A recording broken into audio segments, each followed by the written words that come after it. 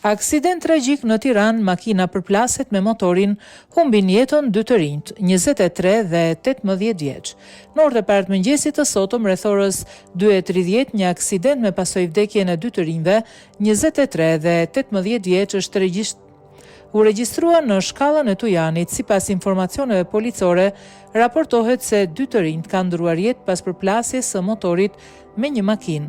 Bëhet me dije se uniformat blu kanë arrestuar drejtuesin e automjetit, shtetasin OC, i dyshuar për shkelje të rregullave të qarkullimit rrugor. Policia thot se grupi i hetimit vijon punën për zbardhjen e rrethanave të aksidentit.